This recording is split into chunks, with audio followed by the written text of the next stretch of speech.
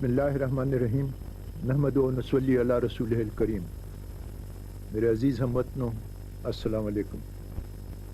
جیسا کہ آپ کے علم میں ہے، عرصہ دراز سے وطن عزیز میں تشویش، بے چینی اور بے یقینی کی انتہائی کربناک صورتحال پائی جا رہی ہے۔ میں نہایت دلسوزی مگر حد درجہ صبر کے ساتھ ساری صورتحال کا ناقدانہ جائزہ لیتا رہا ہوں۔ کئی بار میری تشویش صبر کے آخری حدوں کو چھونے لگی، مگر میں نے ملک کے وسیع تر مفاد میں اور اس امید پر کہ بالآخر دانش اور اعتدال کی قوتیں غالب آ جائیں گی، احتیاط کی راہ اپنائے رکھی۔ مگر اس کا کیا علاج کہ اقتدار کے ہوس میں ملک کے بہترین مفادات کو داؤ پر لگانے والے مہلت اور وارننگ ملنے کے باوجود تباہ کن روش سے ہٹنے پر تیار نہ ہوا، اور انہوں نے اپنی اصلاح اور حالات کی درستگی کے لیے اقدامات کرنے کی بجائے ملک کو ایک انتہائی سنگین بحران سے دوچار کرنے کی ٹانی۔ ان کی ہٹ درمی، ضد اور عاقبت اندیشی کا کچھ اندازہ آپ کو سابق وزیر اعظم کی کل کی تقریر سے ہو گیا ہوگا۔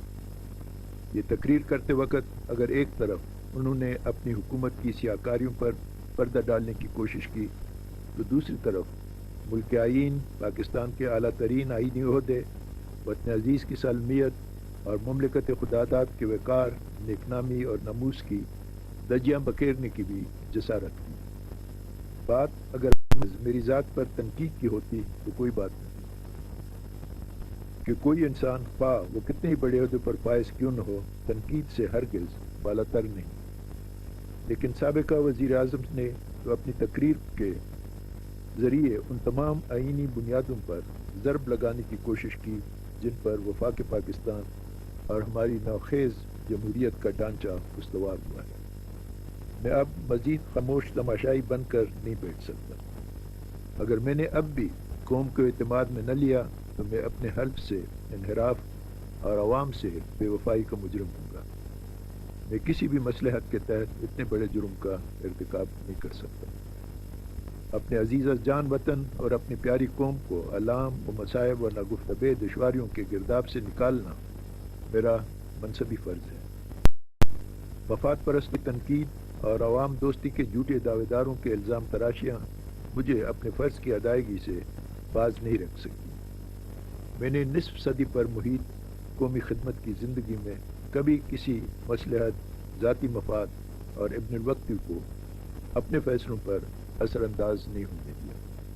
نو عمر کے حصے سے میں ایسا کر سکتا ہوں، خاص کر کہ اس صورت میں جب ملک عزیز کے بہترین مفادات اور جمہوری نظام کا مستقبل داؤ پر لگا ہوا ہے۔ میرے عزیز ہم وطنوں، پاکستان کا انتظامی ڈھانچہ وفاقی نظام ریاست کے مسلمہ اصولوں پر قائم کیا گیا ہے، اور کسی بھی وفاقی نظام کی کامیابی کے لیے ضروری ہے کہ مرکز اور صوبے آئین میں متعین کردہ دائرہ کار کے اندر رہتے ہوئے اپنی اپنی طے شدہ ذمہ داریاں ادا کرتے رہیں۔ لیکن آج ہمارے ہاں صورتحال یہ ہے کہ بیشتر وفاقی اکائیاں یعنی صوبے مرکزی حکومت کے رویے اور چودراہٹ کے خلاف سراپا احتجاج بنے ہوئے ہیں۔ کونسل آف کامن انٹرسٹ تمام تر تشہیر کے برعکس عضو معطل بن کر رہ گئی۔ نیشنل فائنینس کمیشن کی کارکردگی کے بارے میں کم و بیش سبھی صوبوں سے شکایات موصول ہو رہی ہیں۔ چھوٹے سے چھوٹے معاملات میں جو صوبائی حکومت کی معمولی اہلکاروں کے سطح پر طے ہونے چاہیے، سابق وزیر اعظم ذاتی طور پر مداخلت کرتے اور خود احکامات جاری فرماتے۔ نتیجتاً پوری انتظامی مشینری مفلوج ہو کر رہ گئی، اور زینہ بزینہ ذمہ داری کا وہ نظام جو انتظامیہ کی مؤثر کارکردگی کی کلید سمجھا جاتا ہے، منتشر ہو کر رہ گیا۔ حکومت نے اپنی اقتصادی اصلاحات کا بڑا ڈنڈورا پیٹا تھا، مگر اقتصادی معاملات کو سمجھنے والے اور پالیسیوں کے دوررس اثرات کا ادراک رکھنے والے جانتے ہیں کہ وہ پالیسیاں ملک کے اقتصادی حالت کو تباہی کے ایک ایسے گڑھے تک لے جا رہی تھی جہاں سے واپسی کا شاید کوئی راستہ نہ ہوتا۔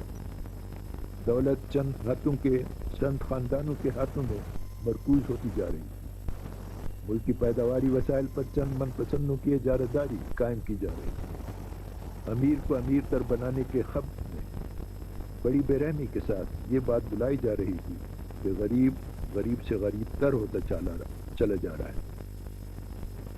ترقی کے ضمن میں موٹر وے کو حکومت کا سب سے بڑا کارنامہ قرار دیا جا رہا تھا، مگر یہ نام نہاد عظیم منصوبہ جتنا بڑا ہے اسے کہیں زیادہ متنازع، بدنام اور بدعنوانی کے الزامات سے داغدار ہے۔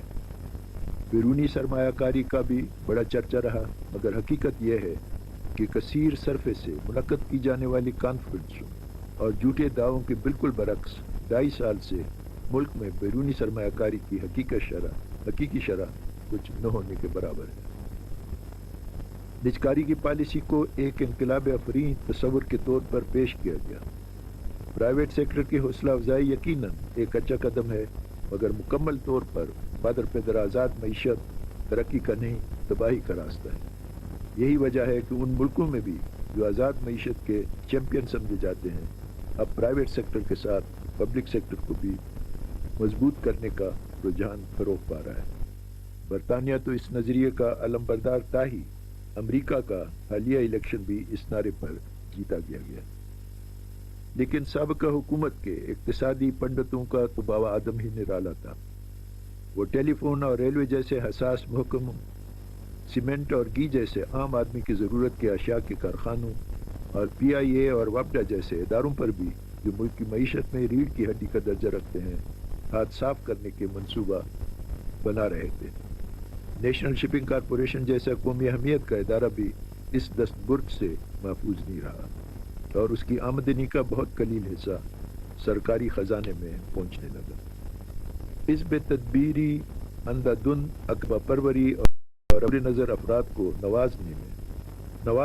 نوازنے کی پالیسی کے نتیجے میں مہنگائی آسمان سے باتیں کرنے لگی، اور غریب تو غریب متوسط طبقے کے سفید پوش خاندانوں کے لیے بھی جان و تن کا رشتہ برقرار رکھنا دشوار ہو گیا۔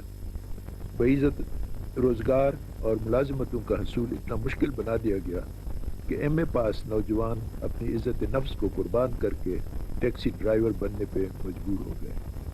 ملک میں اسلام کے اصولوں کے مطابق ایک ایسے فلاحی معاشرے کے قیام کی بجائے جو خود بخود غریبوں اور محتاجوں کی کفالت کا اہتمام کر سکے، قوم کے ہاتھوں میں خیرات کے چیک دیے جا رہے ہیں، اور وہ بھی ٹیلی ویژن کی تیز روشنیوں اور کیمرے کے آنکھوں کے سامنے۔ اس طرح سستی شہرت کا اہتمام تو شاید ہو گیا، لیکن رحمت العالمین کی اس تاکید کی نفی پر اہل اقتدار کے دل کیوں نہ لرزے کہ اس طرح دو کہ دائیں ہاتھ سے دیتے ہوئے بائیں ہاتھ تک کو خبر نہ ہو۔ امن و امان کی حالت یہ ہے کہ دن دہاڑے ڈاکے پڑتے ہیں، نہ گھروں کی چار دیواریاں محفوظ ہیں، نہ سفر کا کوئی ذریعہ۔ بسیں ٹرینیں تک لوٹی جا رہی ہیں، ناجائز اسلحہ کی بھرمار ہے۔ صوبہ سندھ میں حال ہی میں جو امن و امان کی صورت کچھ بہتر ہوئی، وہ بھی فوج کی موجودگی کے برہنِ منت میں۔ کسی زمانے میں حکومت نے ناجائز اسلحے کی بازیابی کی مہم چلائی تھی، لیکن انتظامی مشینری کو اتنا ناکارہ بنا دیا گیا تھا کہ چند سو بندوقوں کے سوا کچھ ہاتھ نہ آ سکا، اور خجالت کے عالم میں وہ مہم ترک کر دینی پڑی۔ کلاشنکوف کلچر کے خلاف وائس کیے جاتے رہے، لیکن دو عملی کا عالم یہ تھا کہ خود انتظامیہ کا سربراہ اپنے ہاتھوں سے اپنے بیٹوں، بھائیوں اور دیگر اہل خاندان کو کلاشنکوف کے لائسنس جاری کرنے کے احکامات صادر کرتے رہا۔ غریبوں کی بیٹیوں کی اجتماعی بے حرمتی کی جتنی وارداتیں گزشتہ 2.5 برس میں ہوئی، اتنی شاید کئی عشروں میں بھی نہیں ہوئی ہوں گی۔ مگر کتنے افسوس کی بات ہے کہ وزیر اعظم صاحب نے ذاتی پبلسٹی کے شوق میں بے آبرو ہونے والی خواتین اور ان کے اہل خانہ کو سرکاری میڈیا پر لا کر پوری قوم کے سامنے تماشا بنا دیا۔ وہ بھول گئے کہ عزتوں کی حفاظت ان کے لٹنے پر قیادت کرنے سے نہیں ہوتی، بلکہ اس کے لیے حکومت کو قانون کی عملداری اور انصاف کی بالادستی قائم کرنی پڑتی ہے۔ مگر اس طرف سنجیدہ توجہ دینے کی بجائے بادشاہوں اور شہزادوں کا سا انداز حکمرانی اپنایا گیا، جو ذاتی پسند و ناپسند، نوازش جاؤ بے جا اور قانون اور انصاف کے تقاضوں کی بجائے شاہانہ مزاج کے پل پل بدلتے رنگوں سے عبارت تھا۔ ملک میں یکے بعد دیگرے مالیاتی اسکینڈل سامنے آتے رہے، کوآپریٹو اسکینڈل اور تاج کمپنی اسکینڈل سینکڑوں خاندانوں کی تباہی کا پیش خیمہ ہے۔ جب ان کی فریادیں اخباروں میں شائع ہو کر حکمرانوں کے ضمیر کو کچوکے دینے لگیں تو جرأت اظہار کے جرم میں بے باک زبانوں پر تالے ڈالنے کی کوشش کی گئی، بغاوت کے مقدمے قائم ہوئے اور آزادی رائے کے حق کو رونگ ڈالا گیا۔ یہی نہیں، تنقید اور بلاگ رائے زنی کے معصومانہ جرم پر صحافیوں کو زد و کوب کرنے اور انٹیلیجنس ایجنسیوں کے ذریعے انہیں طرح طرح سے ہراساں کرنے کو معمول بنایا گیا۔ دوسری طرف کسی اخبار کے اشتہارات بند کیے گئے، کسی کے لیے کاغذ کا حصول ناممکن بنا دیا گیا اور کسی کو انکم ٹیکس کے مقدمات میں الجھا دیا گیا۔ پریس بظاہر آزاد رہا مگر اندرونی طور پر اسے ہر طرح کی زنجیریں پہنانے کی کوشش کی گئی۔ یہ الگ بات ہے کہ قلم کے دن کے بھی پکے تھے اور فگار انگلیوں سے بھی خون چکان دستانے رقم کرتے رہے۔ سول سروسز کسی بھی ملک کی انتظامیہ کا دست و بازو ہوتے ہیں، وہ کسی کے ذاتی ملازم نہیں ہوتے، عوام کے خادم ہوتے ہیں اور انہیں قواعد و ضوابط کے مطابق اپنے فرائض ادا کرنے ہوتے ہیں، مگر شاہانہ مزاج رکھنے والوں نے سول سروسز کو اپنا بادگزار سمجھ کر انہیں ذاتی غلاموں کی طرح استعمال کیا۔ آمرانہ ذہنیت کی انتہا یہ تھی کہ وزیر اعظم نے اپنی کابینہ کے وزیروں پر بھی ملک کے صدر سے ملنے تک پر پابندی عائد کر رکھی۔ یہ پابندی سراسر آئین کے خلاف تھی۔ چنانچہ بعض جرأتمند وزراء اس ہدایت کو نظر انداز کرتے رہے۔ بہرحال اس پابندی سے اب اندازہ لگا سکتے ہیں کہ وزیر اعظم صاحب کو آئین اور مہذب طرز حکومت کے مسلمہ اصولوں اور روایتوں کا کتنا پاس تھا۔ وزیر اعظم کے ہاتھوں آئینی روایات، شرافت، تہذیب اور اخلاق کے جس طرح برخچے اڑائے گئے، اس کی بدترین مثال قوم نے کل رات اپنی آنکھوں سے دیکھی، جب فیڈریشن کے آئینی سربراہ پر سرکاری ذرائع ابلاغ سے الزام تراشی اور دشنام ترازی کا ریکارڈ قائم کیا گیا۔ پاکستان کی تاریخ میں یہ پہلا موقع تھا کہ کسی وزیر اعظم نے اس طرح کلم کلا آئین سے بغاوت کرتے ہوئے ملک کے صدر کو سازشی، ناپاک اور غیر مقدس جیسے القاب سے نوازا۔ دنیا کی پارلیمانی جمہوریت کی پوری تاریخ میں اس طرح کی دریدہ دہنی اور بے جا، بے سروپا اور لغو الزام تراشی کی شاید ہی کوئی مثال نہیں۔ اور تعجب کی بات یہ ہے کہ جوش خطابت میں عرض سرائی کرتے ہوئے وہ یہ بات بھول گئے کہ یہ وہی صدر ہے جسے کئی مرتبہ وہ زبردست خراج تحسین پیش کر چکے ہیں، اور ابھی چند ہی روز قبل انہوں نے اسی کی خواہش کے بغیر ہی اس سے اپنی جماعت کا آئندہ صدارتی امیدوار نامزد کر کے پوری کابینہ سے اس فیصلے کی توثیق کروائی تھی۔ میں نے اندرونی حالات کے ضمن میں بدعمالیوں، نااہلی، بدعنوانیوں اور دیگر خرابیوں کی مختصراً نشاندہی کی ہے۔ محل نہ ہوگا کہ اگر ملک کی خارجی پالیسی کے حوالے سے بھی آپ کو اس تصویر کا ہلکا سا خاکہ دکھاتا چلوں جو حکومت کے غلط پالیسیوں اور کوتاہ اندیشی کے نتیجے میں وجود میں آئی۔ آج ہم قوموں کی برادری میں اپنا عزت و وقار کھو چکے ہیں اور تقریباً یک و تنہا کھڑے ہیں۔ ہمارے قریبی دوست تک بین الاقوامی سطح پر ہونے والے چناؤ میں ہمارے حق میں ووٹ دینے سے گریزاں رہتے ہیں۔ حکومت کی جلد بازی کے نتیجے میں کابل خون ریزی کی لپیٹ میں ملک کی سالمیت اور استحکام کے لیے نئے خطرے پیدا ہو گئے اور دشمن ہماری بہترین قومی مفادات پر ضرب لگانے کے درپے ہیں۔ میں گاہے حکومت کی غلطیوں کی نشاندہی کرتا رہا ہوں، زبانی بھی اور تحریری طور پر بھی انہیں اپنی اصلاح کی تاکید کرتا رہا ہوں، مگر انہوں نے ہمیشہ میرے مشوروں کو مداخلت بے جا سمجھا۔ شاید ان کی مزاج کی خودسری مخلصانہ رہنمائی کو توہین سمجھنے کی عادی ہے۔ یہی وجہ ہے کہ انہوں نے کل کی تقریر میں بڑی رعونت کے ساتھ ارشاد فرمایا تھا کہ وہ میری ڈکٹیشن قبول نہیں کریں گے۔ میں نے انہیں کبھی ڈکٹیشن نہیں دی۔ ہاں یہ ضرور ہے کہ میں نے اپنی آئینی ذمہ داری پوری کرتے ہوئے جہاں کہیں ضرورت محسوس ہوئی انہیں کاروبار حکومت بہتر طور پر چلانے کے لیے کچھ تجویزیں دی، جن کو ماننا یا نہ ماننا کلیتاً ان کی اپنی ثوابدید پر تھا۔ بہرحال حکومت کو ایڈوائز کرنا میرا آئینی فرض تھا، جسے روگردانی کر کے میں خدا اور مخلوق خدا کے سامنے شرمندہ ہونا گوارا نہیں کر سکتا تھا۔ یوں بھی میری پوری زندگی قاعدے قانون کا پابند رہا ہوں اور کسی کی ناراضگی کے خوف سے اپنے اصولوں سے ہرگز انحراف نہیں کر سکتا۔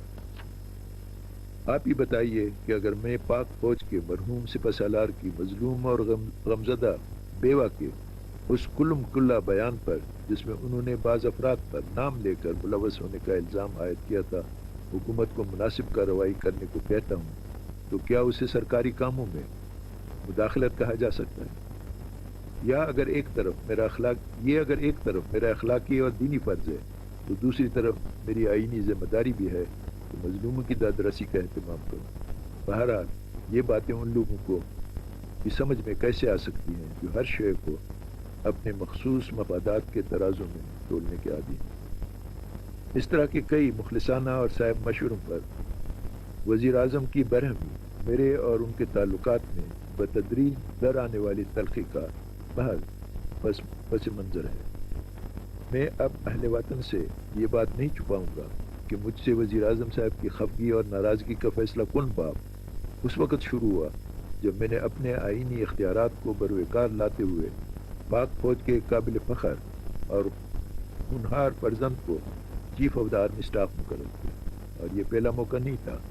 وہ جنرل آصف نواز مرحوم کی تقرری کے وقت بھی چیخ پا ہوئے تھے، اور بعد میں مرحوم جنرل کی ذمہ داریوں کی ادائیگی میں بے جا مداخلت کرتے رہے، جس کے نتیجے میں حکومت اور جنرل ہیڈ کوارٹرز کے مابین کئی مرتبہ سخت کشیدگی پیدا ہوئی تھی۔ میرے عزیز ہم وطنوں، کہنے کو تو اور بھی بہت کچھ ہے جو آہستہ آہستہ آپ کے سامنے آتا رہے گا۔ مختصراً یہ عرض کروں گا کہ میرا ضمیر مطمئن ہے کہ میں نے اتمام حجت میں کوئی دقیقہ فروگزاشت نہیں کیا، عجلت اور جذباتی ہیجان میں کوئی فیصلہ نہیں کیا۔ بہرحال اب حالات کی خرابی کی انتہا کو پہنچ چکے تھے اور حزب اختلاف کے ممبروں کی بہت بڑی تعداد اور سرکاری بینچوں حتیٰ کہ کابینہ کے بھی متعدد اراکین قومی اسمبلی سے استعفیٰ دے چکے ہیں، اور قومی اسمبلی اپنی نمائندہ حیثیت کو بیٹھی ہے۔ اگر میں اب بھی پاکستان کے آئین کے محافظ کی حیثیت سے اپنا فرض ادا نہ کرتا، تو اسلام کے نام پر قائم ہونے والی اس مملکت کو بحران میں پڑا رہنے دینے پر روز حساب سزا و جزا کے مالک کو کیا جواب دیتا؟ چنانچہ میں نے اپنی آئینی اختیارات کو استعمال کرتے ہوئے قومی اسمبلی کو توڑ دیا ہے، جس کے نتیجے میں نواز شریف حکومت برطرف ہو گئی ہے۔ ملک کا آئینی، سیاسی اور اقتصادی بحران اور ارد گرد کے ماحول اور عالمی تناظر میں پاکستان کو درپیش خطرات کا تقاضا ہے کہ عوام کو نئے سرے سے یہ موقع فراہم کیا جائے کہ وہ ہوشمندی کے ساتھ اپنے سابقہ تجربات کی روشنی میں ملک کے لیے ایک اہل اور صاحب کردار قیادت کا انتخاب کریں۔ چنانچہ آئین کے تقاضے کے مطابق 90 دن کے اندر نئے انتخابات منعقد کیے جائیں گے، جنہیں ہر لحاظ سے آزادانہ اور منصفانہ بنانے کے لیے ہر وہ ممکن ہے قدم اٹھایا جائے گا جو انسانی بس میں ہے۔ عبوری دور کے لیے میں نے جناب بلخ شیر مزاری صاحب کو نگران وزیر اعظم مقرر کیا ہے، جنہوں نے ابھی کچھ دیر قبل اپنے عہدے کا حلف اٹھایا ہے۔ مجھے امید ہے کہ وہ اپنی بہترین صلاحیتوں کے ساتھ عبوری دور میں اپنے اہم اور نازک ذمہ داریاں پوری خوش اسلوبی کے ساتھ ادا کریں گے۔ قومی اسمبلی کی تحلیل کا فیصلہ کچھ خوشگوار فیصلہ نہیں تھا، مگر قوم و ملک کے مفادات اور جمہوری نظام کا مستقبل اتنے عظیم مقاصد ہیں کہ ان کی خاطر کڑوی سے کڑوی گولی بھی نگلی پڑتی ہے۔ افراد آنی جانے شے ہیں، اصل اہمیت ملک کی ہے۔ اگر یہ سلامت ہے، خوشحال ہے، تو ہم بھی ہیں، اور ہماری قومی وجود کی بقا کی ضمانت بھی۔ خدا پاکستان کو سلامت رکھے اور یہاں جمہوریت کو فروغ عطا فرمائے کہ پاکستان اور جمہوریت لازم و ملزوم ہے۔ وقتاً فوقتاً پیدا ہونے والے بحران اور اقتدار کی ہوس میں اعتدال کی راہ سے ہٹنے والے بعض افراد جمہوریت پر قوم کے یقین اور جمہوری نظام سے عوام کی غیر مشروط وابستگی کو مزمحل نہیں کر سکتے۔ جمہوریت جمہوریت ہی ہماری منزل ہے اور ہم انشاءاللہ اس منزل کی طرف رواں دوا رہیں گے. خدا ہمیں وہ بصارت، وہ سمجھ بوجھ، وہ خود اعتمادی عطا کرے کہ ہم اس قومی سفر میں ہر گام کامیابی سے ممکنار رہیں. آمین. پاکستان زندہ باد.